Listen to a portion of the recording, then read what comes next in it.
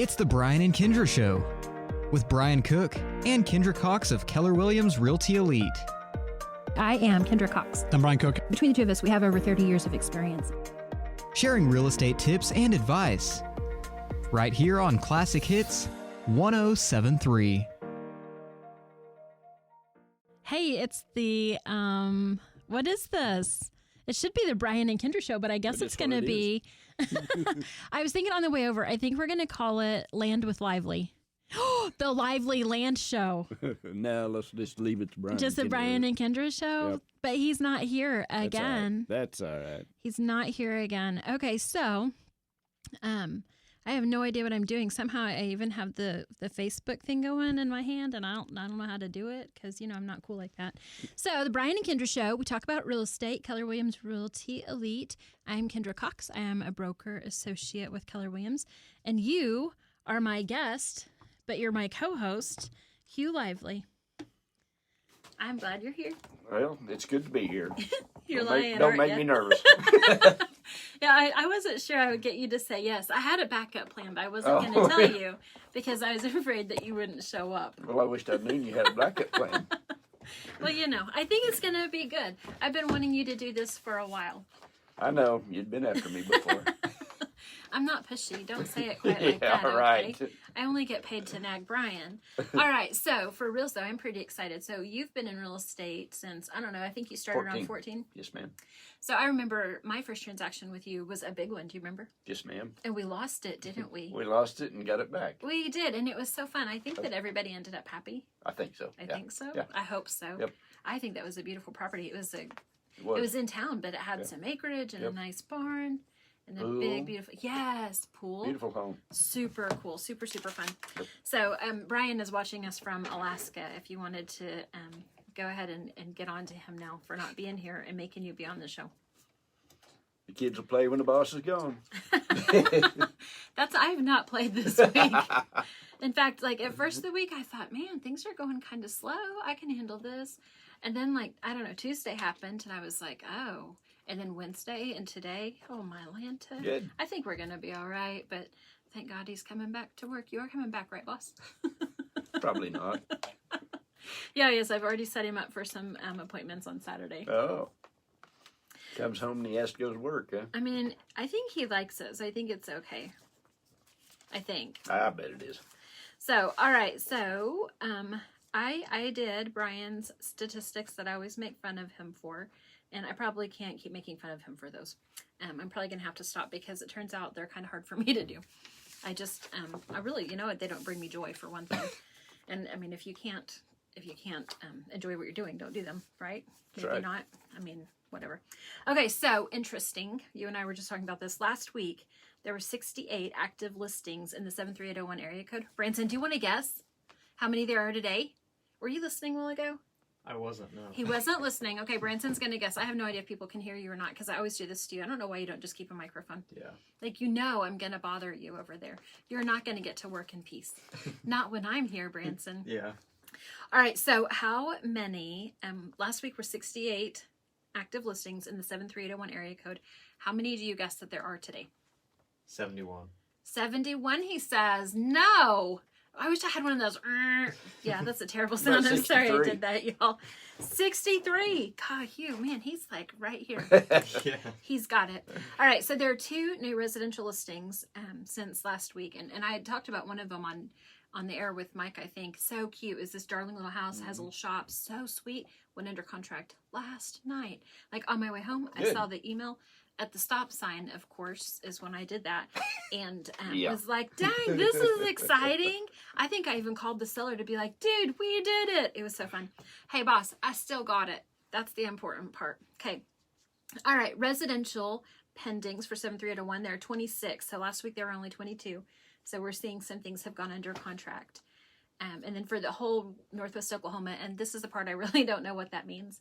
I don't know if that includes Fort Supply or I don't know. I assume it's Fort Supply, Laverne, Moreland, Shattuck, Sharon. I really don't know what Brian has in that little part of his saved data research. But 39 as opposed to 34 last week.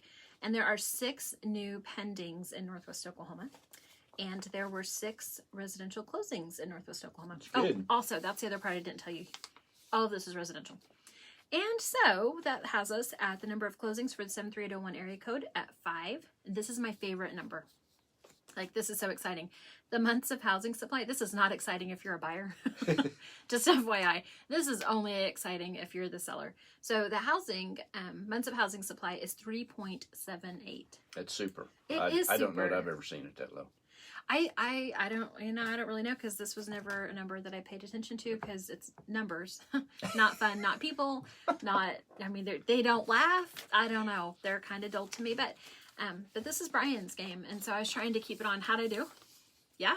Can I keep my job? Great. Done well. Sweet. Okay. No, he'll probably come back and be like, I don't know what you did. That's all jacked up. It's probably gonna be like 6 months next week.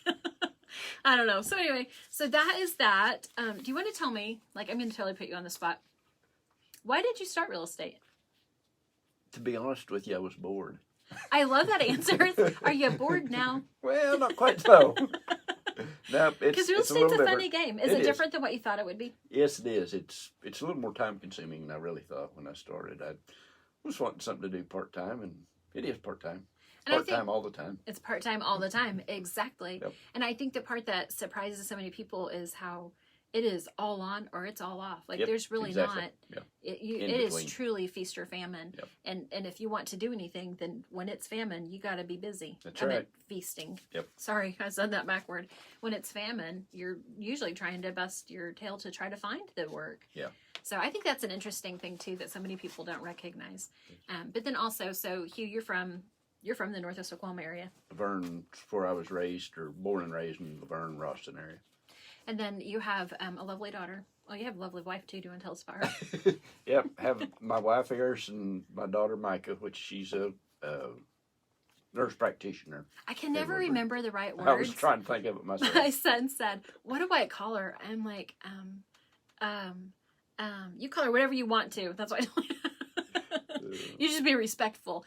But Micah is fantastic, and I'm super proud of her. Yep. Whenever I saw her posting that she was taking her courses and doing all these things, I thought, well, of course you are. She's done well. She has. You know, Good she kid. gave Ethan swimming lessons when he was a little guy. Did Really? you know that? No, I didn't know that. I'm probably both kids, because they're basically the same, you know, but I remember he would come home and he'd be like, he didn't know who she was. He said, that blonde girl at the pool, she said, because he was just a little guy. He was so tiny. I don't know if you remember. He was such a little guy. Doesn't look anything like now. So cute and so sweet. And he goes, that blonde girl at the pool, she said, I sink like a rock. I said, you do. Just There like her was dad. nothing on him to keep him buoyant. Like, is that the right word? Yep. There's Boy. that child. He sunk like, I don't think he probably sinks like a rock now, but he also is a super strong swimmer. Like, it was tough for him to Great, swim because he was so. I he's never not was super a very strong. good swimmer. No. I could lay on the bottom of the pool. Yeah, exactly. That's all Ethan could do. So anyway, so I think so highly of Micah. Love her to pieces. Thank you. And then you've got a darling little grandson. Yep. Darling, if that's the right word. Ornery. That kid's a pistol. Yeah, he's I busy. love him. He's busy. He's hilarious. He and I watched cartoons one day on his phone after church, not during church. Oh, yeah. Just making sure everybody understands.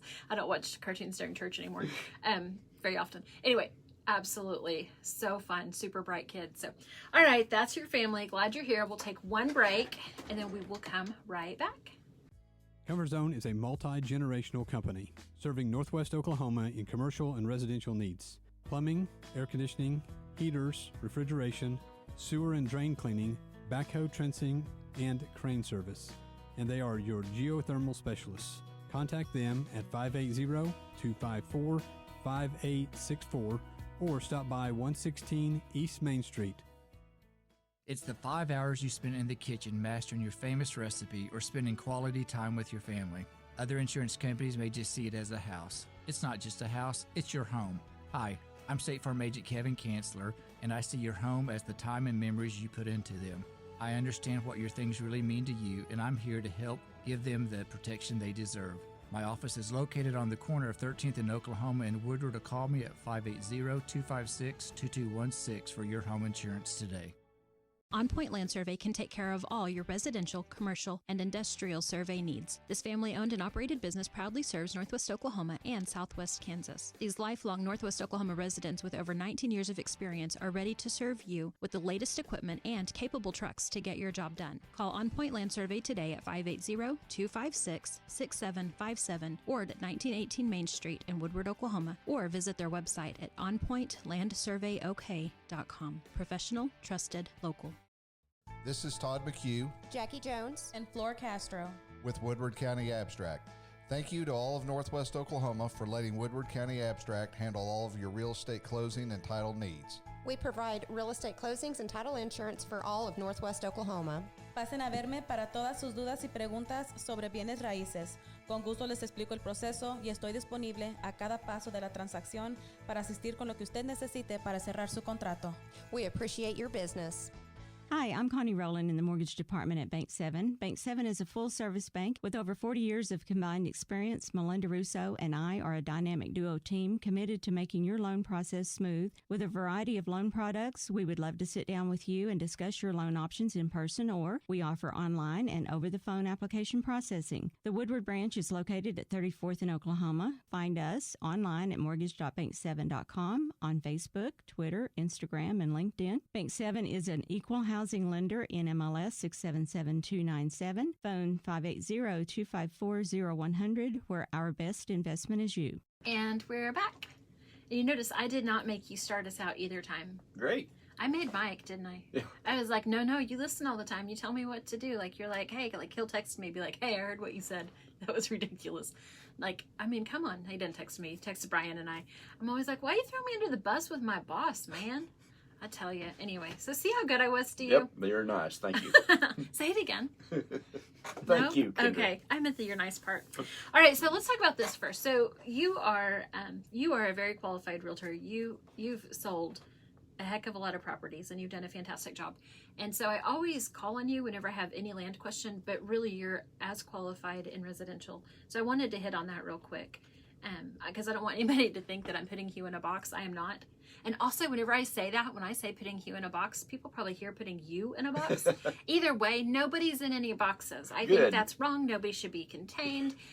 But for reals, like you're equipped to do just about anything, is my guess. Because you also have some commercial background. A little bit. I'm probably not as comfortable with it as I am residential or land.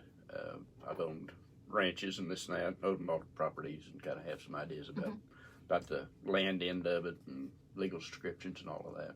So let's talk about legal descriptions. So whenever I started a million years ago, there was somebody in an office that I worked with, and he must have very quickly caught on. I had no idea what a legal description was or what to do with it. And absolutely precious sat down and explained everything to me. Kindra, this is a section, this township, this is a range, this is how you write it, this is what you do, da-da-da-da. So tell us a little bit about a legal description, which I think is awesome that we talked about surveys last week, legal descriptions today. What is that? Well, legal description, unlike on residential in town, your box or lots and blocks, and in the country, your ranges and townships and sections and quarters and quarters and quarters. The state is actually divided in several quadrants. It's got a north-south at the Cimarron Meridian, which is in the Panhandle. Then it's got the Indian at the north-south, about the center of the state.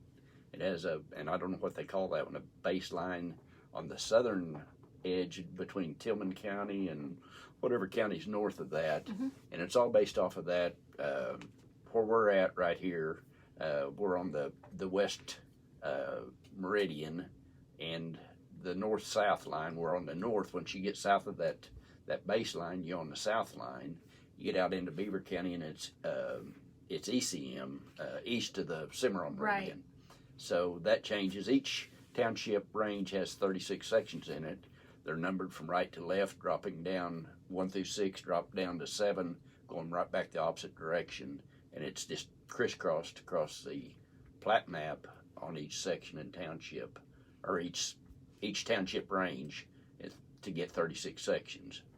Originally, when the school land, and I don't know when all that took place, but section 36 was set out to be school land originally to pay for the schools. Okay. The rent they didn't sell any of it at that time. The rent was the income for the schools. Is where all that originated I from. did not know that. That's interesting. And on a legal description, when you're talking about the northwest quarter, the northwest of the northwest, when you actually go to look it up, you kind of have to read that backwards. You do, absolutely. You have to start at the end of it to figure out what quarter you're in, and then back off of that to what quarter that you're in to come with the last quarter you're in. So you start with a section of 640 acres, you go back to a quarter, which would be 160. Then you go back to a 40-acre tract for the next quarter, and then a 10-acre tract for the next quarter, and just keep going if it goes down that low. But you kind of hope not. Right. It gets pretty divided in really does. That area. Absolutely. You mentioned Beaver County, so I know for sure that you sell land in Beaver County, Harper County, Woodward County, probably Ellis County too. Yes. Where else do I find you working? Well, that's probably the main ones. I've had some plumb in the northern part of Harper County. Just sold a deal up there not too long ago. Some out in Beaver County. I have 2 listings in Beaver County right now. One in Woodward County, bigger land tract. But just kind of wherever. So one of the things I love about Northwest Oklahoma is how quickly the terrain changes and the geography of our land. Am I saying that correctly? Yes. Yes. And that's one of the things that you and I talked about. So when you're out in Beaver County, it's a totally different environment than Harper County. And even West and East Harper County looks vastly different, in my opinion. Yeah, so probably. How does that affect prices? Well, quite a little bit. For some reason, it seems like Beaver County is a little softer than maybe Woodward or Harper County, and then Harper County softer than Woodward County. And most of that's due, I think, to the population is a big part of that, but a lot of that is the CRP acres in, I don't know what the numbers are in probably as you get farther on out, like in Texas County would be higher. You get into Beaver County, there's quite a few acres. A lot of that's coming out because they're backing off of what the actual price you can enroll it in the CRP program for. It was, I've got a deal right now that I'm thinking about was up around $38, and they just renewed one contract. Well, it dropped to $13. So a lot of them are choosing not to go back in the CRP program and go ahead and utilize the grass or whatever they want to do it. And in turn, that has probably created some of the land to come back on the market that would have stayed in the CRP program as long as it's getting a pretty good ticket for it. What was the purpose of? I don't even know. I mean, CRP is a type of grass. Well, yes, I don't know what it's for. It's a conservation program. Is basically what it was back.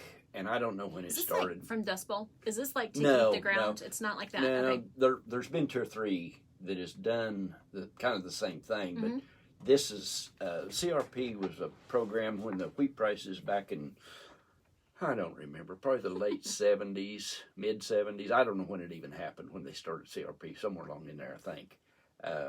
The wheat prices went south. They were trying to get some of them acres out of cropland that more of the highly erodible country that was probably not the best farm ground and get it back into the grass program. And that was a way of trying to get the farmers to do it, is pay them to put it into grass and let it set versus going ahead and farming it. Okay.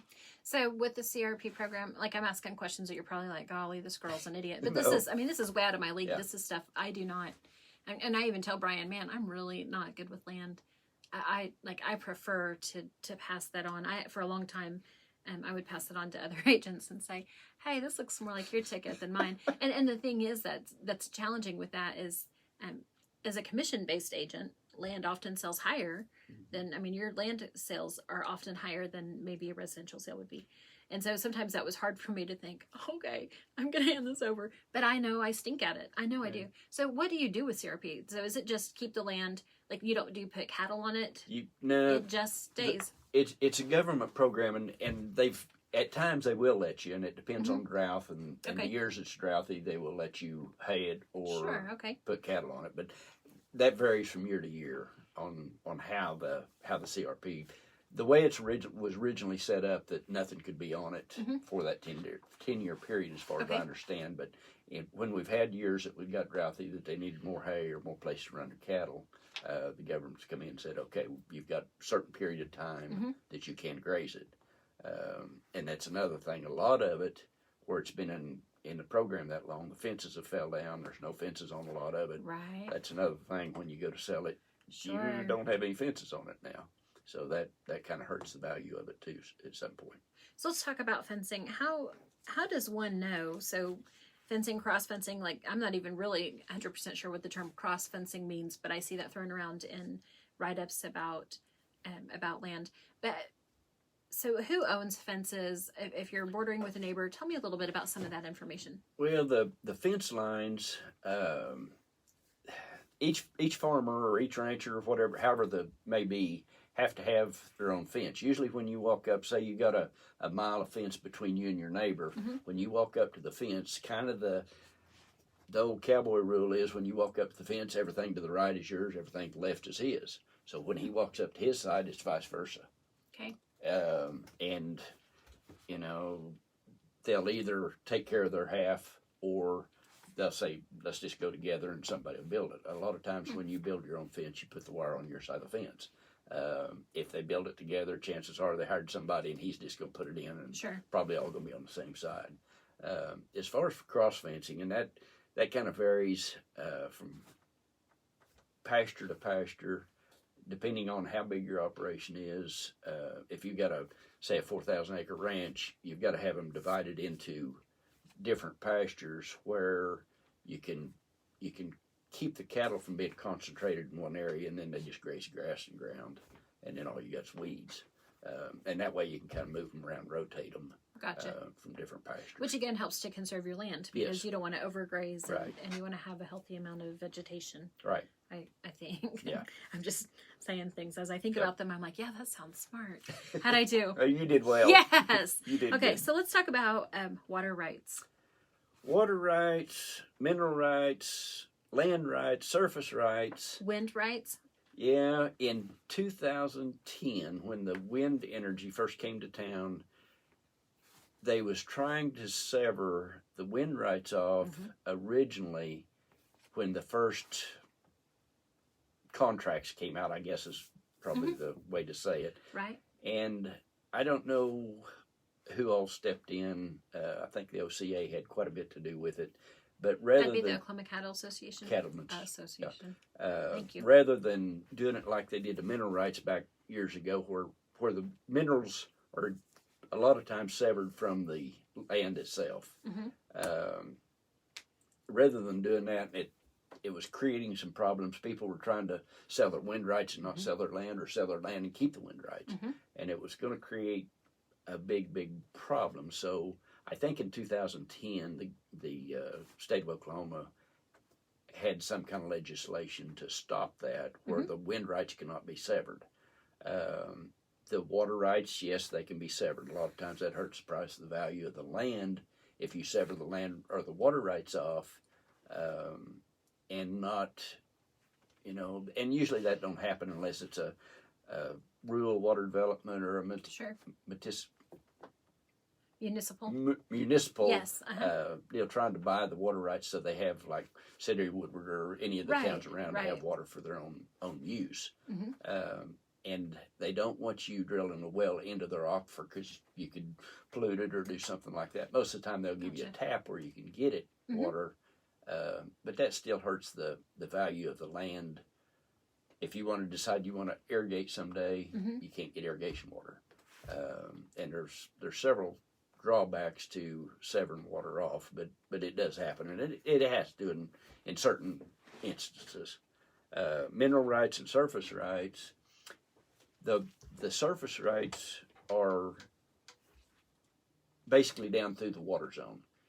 If you sever the mineral rights off, it starts at the pay zone of any oil and gas zone. Okay. I think the surface rights include gold mining or any kind of mining, pit mining, or water surface. Water rights down to the base of the water is how the water rights kind of ties in there. I'm literally having to think about this and put pictures in my head. Like, I'll probably have to listen to this again and again before I work on this article to put in the newspaper because I mean, really, this is kind of beyond me. Yeah. And again, that's why I don't play very much real estate with land. But we're going to take a really quick break, and we'll be right back. Homeowners and business owners, do you want to know how to extend the life of your home or commercial building? Call APC LLC in Woodward. APC specializes in installing high-quality 5-inch and 6-inch seamless guttering and custom commercial guttering. Whether it's a small system or a large system, APC can help. Call APC LLC at 580-571-2384. That number again is 580-571-2384 for all your seamless gutter needs. Our home is usually our largest investment, and we insure it against damage. One unseen destructive force not covered by most insurance policies is termites, which can infest a house for years before being detected. Termites cost U.S. homeowners an estimated $5 billion annually in treatment and repairs. Using the Centricon termite bait system, JCP Services can protect your home from the threat of a termite infestation. Call 580-334-5380. Again, 580-334-5380. Stop in to Modern Appliance on Main Street today to see powerful Maytag brand kitchen appliances available in a finish inspired by cast iron. Cast iron black is a hard-working, matte finish that is as tough as it is timeless, so you can trust it to help resist scratches while helping hide fingerprints and minor dents and stand up to the everyday. Add an iconic look to your home with cast iron black kitchen appliances from Maytag brand. See it at Modern Appliance, 2102 Main, or online at modernappliancewoodward.com.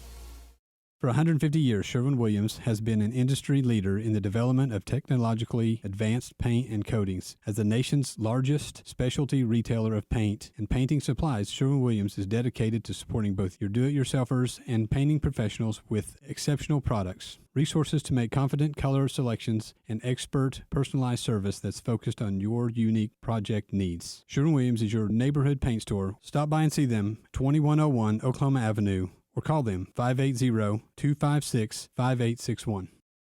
All right, we are back with the Brian and Kindra Show, but instead of Brian and Kindra, it's Hugh Lively with Keller Williams Real Estate, Keller Williams Realty Elite. I can't believe I just did. I don't know who I work for, y'all. I just know I work. But she does work. Thank you. Say that one more time, too, just in case the boss is listening. All right, so we're with Keller Williams Realty Elite. I'm a broker associate. You also are a realtor in our office. And so we've been talking a lot about land because that is something that I know that your background is heavy in, and I know that you can school me in it. And so that's always the purpose of the show, is for me to be schooled. Isn't that fun? Yeah. I signed up for this. It's cool. All right, so let's talk about, I think water is so important. It seems like we tend to have so many dry spells up here. And I hear so many people that say, I want to buy land, I want to build a house. One of the things that alarmed me in the last couple of years, I realized, oh my gosh, there are places that you cannot get good water, or you just about can't get water. So do you want to talk about that? Yeah, and that varies from area to area. I was talking to some folks today about that very same thing. Water, to get a good water well, and that's going to vary when you get in certain areas. You're going to get jippy water. You're going to get water that's not real good. You're places you don't get water where the red bed is already on top of the ground. The water sits on top of the red bed basically, and when you hit red, you're out of it. You get in around the river, and you're going to get a lot of water in places, but some of it's going to be really hard. But water's going to kind of vary from area to area, and also you need to probably test it once you do get a well and just make sure it's good and clean and you don't have any problems. But the amount of water, in places you can get, a lot of irrigation wells, you hear of 1,000, 1,500 gallon a minute water irrigation wells, and then you get into areas that you can't get water, period, or maybe 100 gallon a minute's a good well, but you get into places you won't get but 2 or 3 gallon a minute and 2. All right, so real quick, I think we only have about a minute and a half left. I don't want to talk about price per acre because that varies depending on where we are and what kind of land is selling, but really we do kind of see some ranges. I mean, I don't think I understood before, so I assume that means not everyone else understands, but before real estate, I did not grasp that price per acre on a small acreage can be considerably higher than price per acre on a large acreage. Most generally it is, and most of the time on a small acreage it's going to be something as a home site or something here in town for, a little house setup that somebody might give more per acre for a small tract. You get into the ranch country and you're going to get into some that's going to be quite a bit cheaper. You get in the middle of the range, just a nice tract of farm ground, depending on how the ground is and what it is, whether it's sandy, whether it's a good loamy ground or good dark material, just kind of depending on the areas you're in, what that land value is. Used to, you could see quite a difference between grass and farm ground, and anymore there really isn't much difference most of the time between farm ground and grass. That's interesting to me. That might vary a little bit from where you're at, but real quick, give us your phone number. If somebody's got a question about land, how do they reach you? 580-334-8852. All right. Thanks, you guys, for joining us tonight. Your new favorite, Classic Hits 107.3 KLSI Moreland Woodward. Tell a friend.